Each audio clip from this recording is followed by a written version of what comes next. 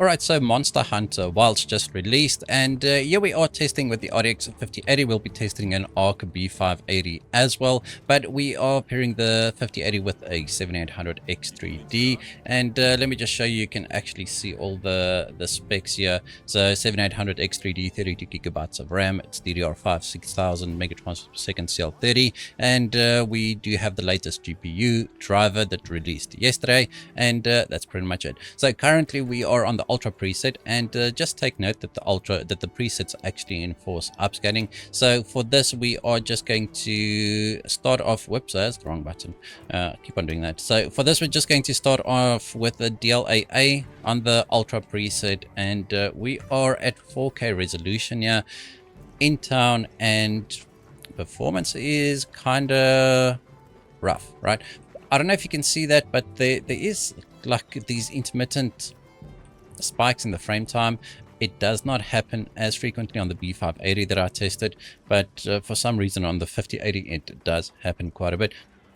It doesn't really impact the feel of the game. Let me just get the measurement up as well. So if you have a look in the top right hand corner there, you'll see that we do have the PC latency as well. This is just the display, or the metrics displayed from the Nvidia app. Right, so that big stutter there was just the Nvidia app initializing. Okay, so 50-ish frames per second here on the Ultra preset. Now there's really not that big a difference between all the presets. We'll test that briefly, but anyway, so we'll just go with the DLSS quality at the moment. We do have ray tracing enabled, right? So just take note of that. So this is with ray tracing enabled. So DLSS quality, let me just reset the numbers. We're testing in town here or in the settlement. We'll go outside just now as well, just to give you an idea what the performance is outside. But in the beta, it was actually more CPU limited here in the settlement, but it was GPU limited outside. It does seem to be a little bit less CPU limited, but there's quite a bit of texture pop in. Sometimes during a cutscene change, you'll see that your clothes textures pop in, and if you turn the camera quickly, some of the textures, even in this settlement area, they pop in. Visuals, I don't know, the visuals aren't that great to me to justify this performance. So let me just show you that ray tracing also does not have a high impact here. We're getting an average throw of 66 frames per second. So let's disable ray tracing and reset our numbers again. In my previous testing, we were seeing around 10% impact to the frame rate. You can see that our average, I mean, sure, it's we just started, but the average is around 6-7 frames per second higher, so around 10% impact to ray tracing. Not that big a deal. So if you do prefer the better lighting, the impact is not that great, so you can just enable ray tracing as well. There's no additional stuttering or anything by enabling ray tracing in my testing anyway. All right, so that's the DLSS quality preset. Now the game does prompt you to enable frame generation when you start the game. Okay, so let's go ahead and enable frame generation. I think we should be okay here because our base frame rate was above 60 frames per second. And let me get the latency numbers up again. Hello, there we go. So reset the numbers. We are now seeing between 100 and 120 frames per second, which is pretty much double what we saw earlier. We were seeing around 60, above 60 frames per second most of the time, right? So frame generation does have a little bit of an impact, and it doubles the frame rate. So what happens is it lowers the frame rate slightly because of the overhead, and then it doubles the output. Just for a smoother motion fluidity display output, you don't see the benefit really when it comes to input latency. Right, but 15 milliseconds input latency is still fine for a game like this, although the game it really is very heavy, and it's a bit too heavy to my liking, especially considering the visuals. Right, so let's go ahead and enable ray tracing on the high preset again. We're seeing between 100 and 120 frames per second, right? And you can see once again, impact is not that big. We are now seeing around 10 frames per second lower on the low end. Previously we were seeing around 100 frames per second on the low end. Now we saw around 90.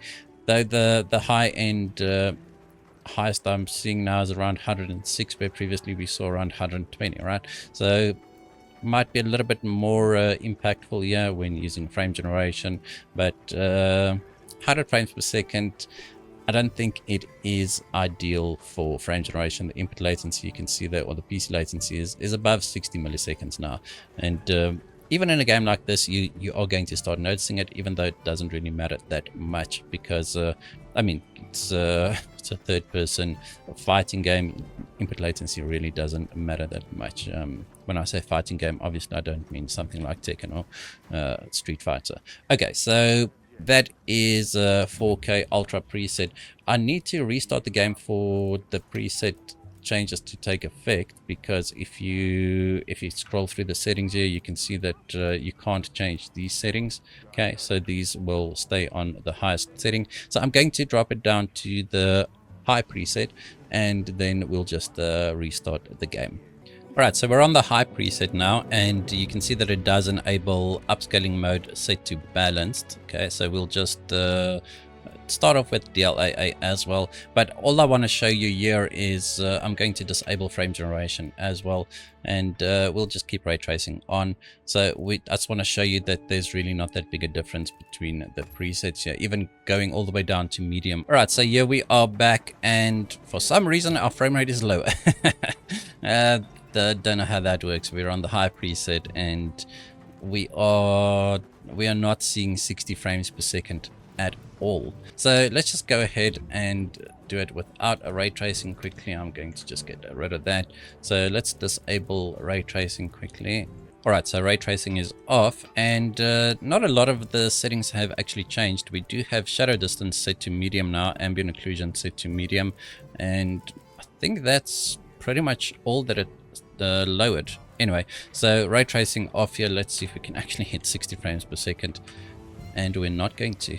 Okay, that is very weird. I'm pretty sure we did hit close to 60. There we go, 61, 62 frames per second. Okay, so you can see that the presets don't really make a big difference here. Even on the medium preset, there's really no difference on this RTX 4080 RTX 5080 anyway. All right, so let's go ahead, and I'm going to do one further test here. I'm going to enable DLSS quality just to show you what the performance differences are, and to show you that it really isn't anything to write home about when it comes to the preset scanning. So 74, 75 frames per second, it'll drop below 70 frames per second at times. So it's really not scaling that well at all with the presets. Okay, so I'm going to go back to the ultra preset, because as I said, there's really no difference, and then we're going to go outside, and once outside we'll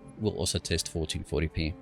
Alright, so I selected the ultra preset, and if we go through the settings here, everything is set to high and far, and so everything that has a color changer or is highlighted, those are actually the settings that changed. So not a lot of settings changed between ultra and high. Anyway, so no ray tracing, just everything set to high, and no frame generation, no upscaling, just DLAA.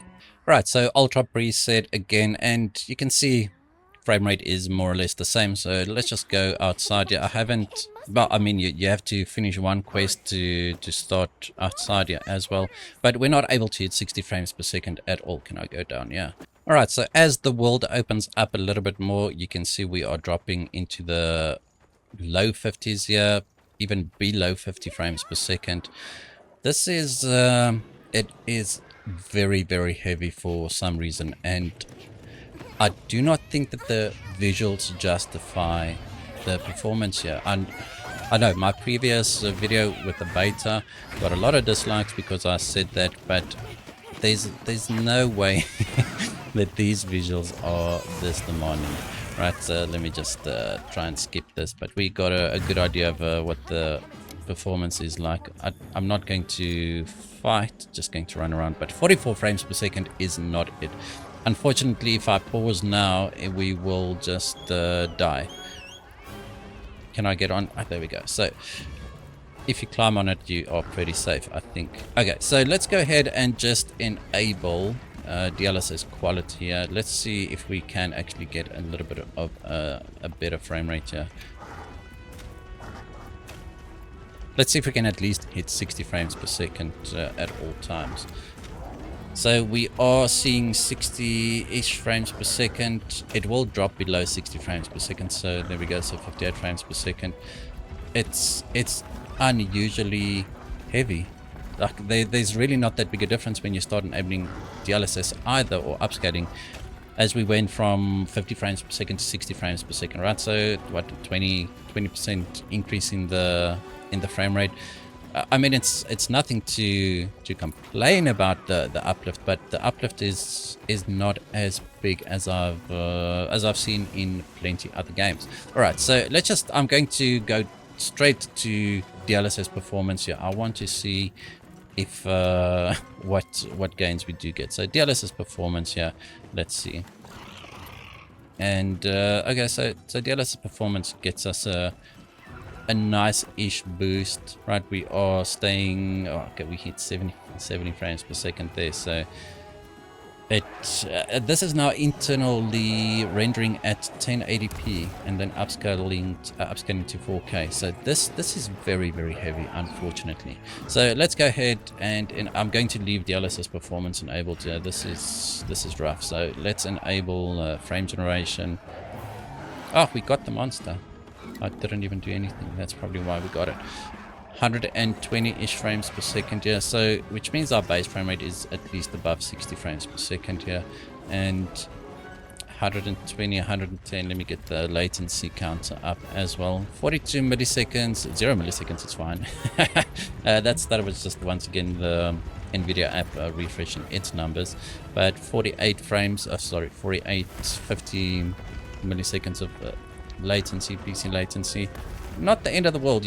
The game feels responsive enough, but to get 120, not even 120 frames per second, your DLSS performance with frame generation enabled on an RTX 5080, that's rough. All right, so I'm going to drop this down to 1440p. I don't think we need to test the town area. You'll spend a lot less time in town. So I'm going to drop this down to 1440p and let's see what happens. All right, we're now at 1440p. I do use an external capture card, the Elgato 4KX, and then we are on the Ultra preset. Just want to show you the settings here. Everything is set to its highest, and then no DLSS, we're just running DLAA, and no ray tracing yet, and no frame generation.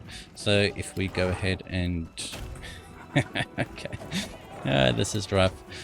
We are dropping below 70 frames per second at 1440p even.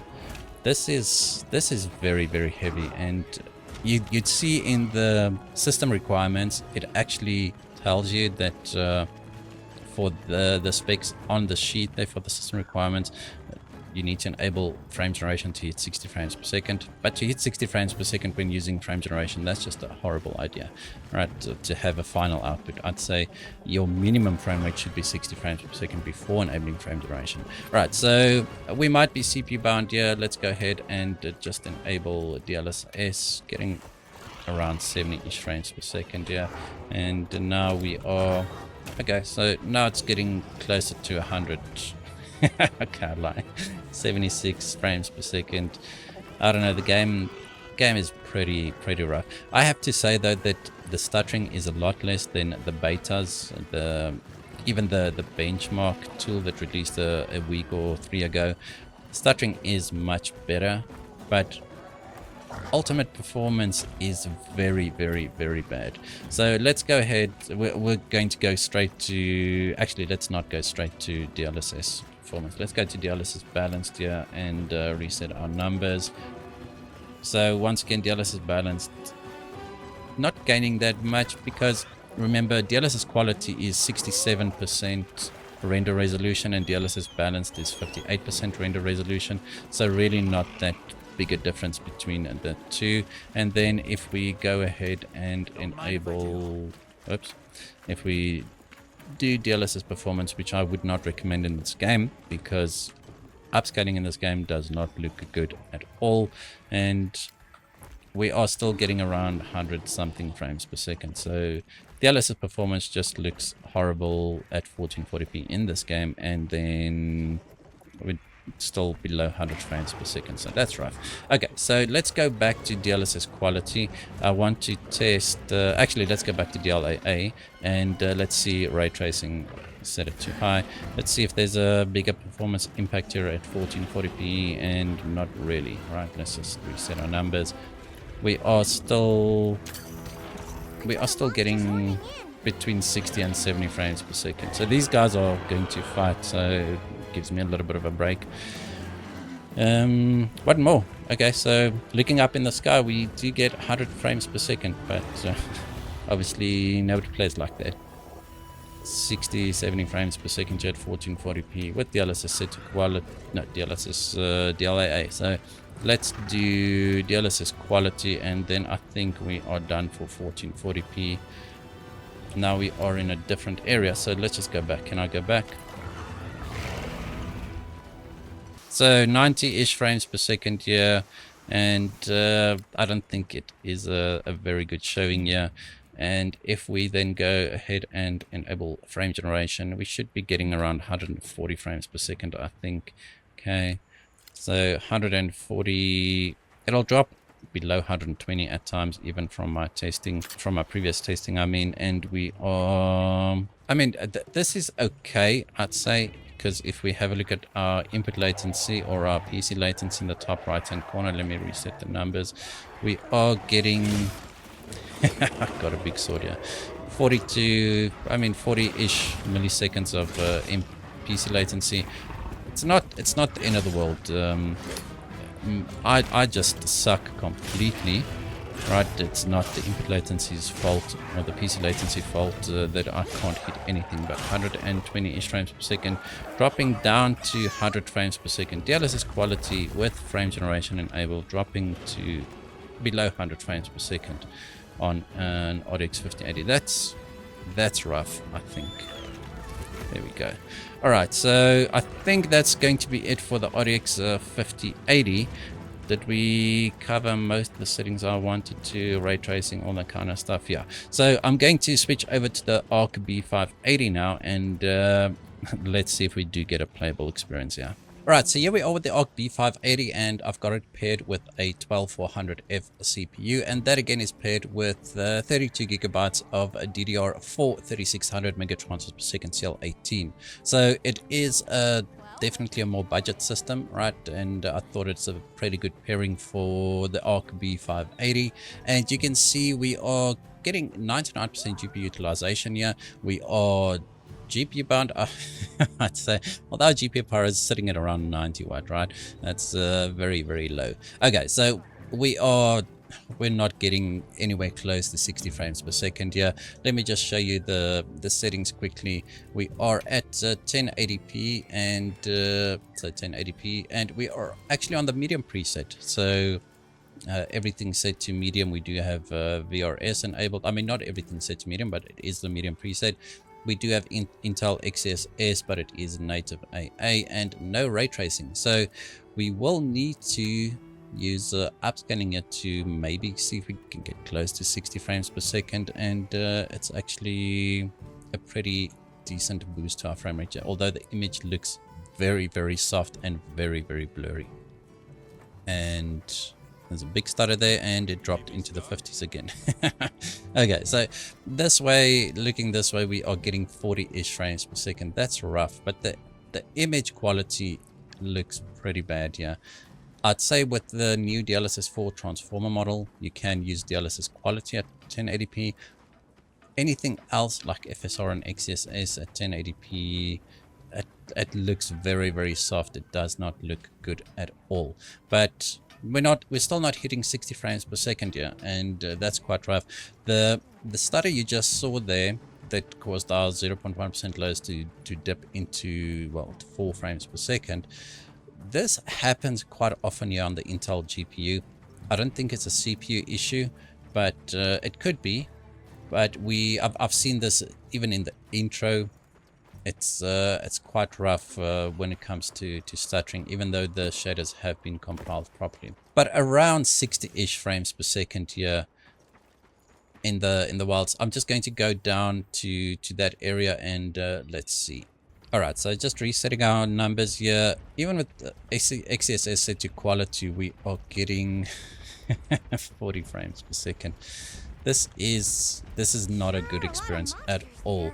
I'm not going to engage that monster now. I'm just going to run around here. Let's just see. So base frame rate of around 30-ish, 30 to 40 frames per second. It's going to be rough to enable frame generation, and unfortunately, if we want to use frame generation, we have to use AMD FSR here. So let's go to FSR quality again, and let's just quickly see what our base frame rate is here. 40-ish frames per second. So let's go ahead and enable frame generation. I don't think we'll do one ray tracing test, but and then we'll move on to 1440p, but I don't think that this is it.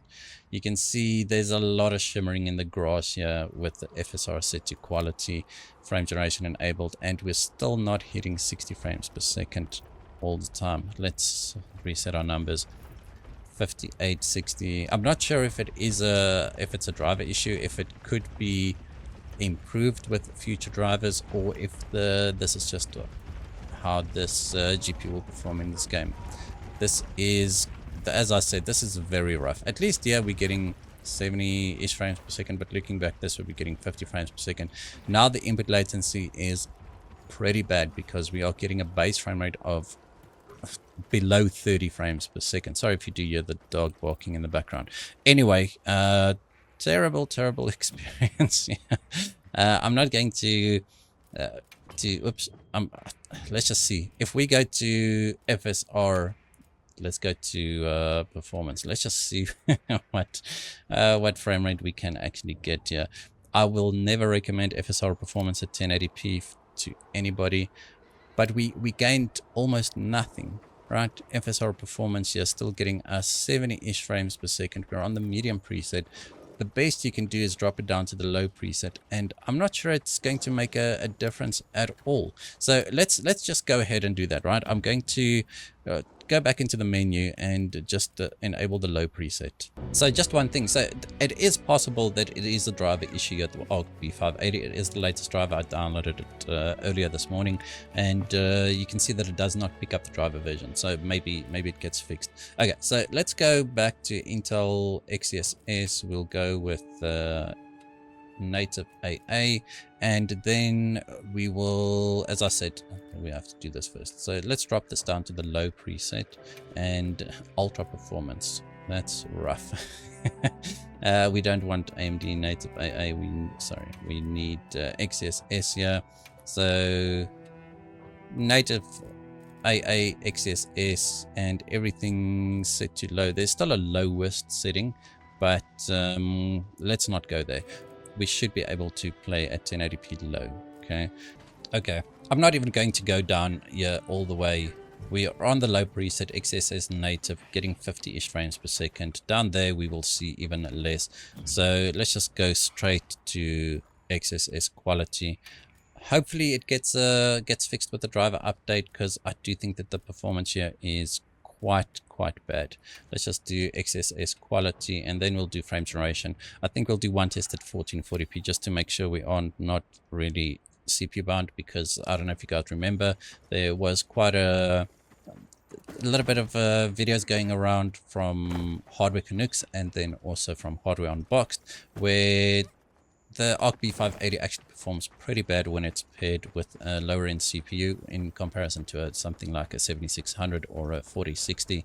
But over here we're still getting 40 frames per second on the low preset. This is really horrible. So going to enable frame generation quickly, and then we'll move on to 1440p. I'm going to once again we'll have to use FSR here, so let's do FSR quality and then enable frame generation. Let's just see. So 60-ish frames per second to, like, it drops below 60 frames per second even on the low preset. Now, the graphics look horrible. The performance is horrible. I don't know. This is a terrible game for lower end PCs. I'll say that. Okay, so this is not happening at all. We're not getting 60. I mean, we're not getting close to 60 frames per second without frame generation. We're barely getting there with frame generation. So let's go ahead. I'm just going to drop this to, or increase it to 1440p, I can feel that it is extremely slow. Okay. And so we are not, we're not CPU bound, right? I mean, we did not, the performance didn't stay the same, although it didn't drop that much, but in the previous testing that Hardware Unboxed did, and Hardware Connects, at 1440p the CPU or the lower end CPUs performed okay, but over here, even at 1440p, we're getting 40 in the low 40s with frame generation enabled. Let's just do one more thing. I might die, not that I do care at the moment. I just want to see if we go back to XeSS, and let's do XeSS balanced, right, without any frame generation. I guess if you want to play at 30 frames per second, you can, right? But this is a pretty bad experience. Very, very rough. Doesn't look good at all. It runs terribly, and I don't know what else to say. Right, I think let's do one more thing. Let's enable ray tracing here. I just want to see what the impact of ray tracing is on the Arc GPUs. Did the game crash? It might have crashed. Let's just see. It did not crash. There we go. Okay. All right. It took a minute. Anyway, so not that big a hit to our frame rate, even with ray tracing enabled. Yeah, still getting 30 to 40 frames per second. I don't know. This is not how I would play this game. So unfortunately, people with lower end systems are kind of out of luck here, especially if you've got an Arc B580. I think, as I said, let's hope it gets improved with driver updates, and if it does, I'll do a dedicated video with the B580 on this game if we do see some improvements. All right, on that note, I'm just going to say thank you guys for watching. Hope you enjoyed this video. If you did, hit that like button, hit the subscribe button, and as always, we hope to see you in the next one.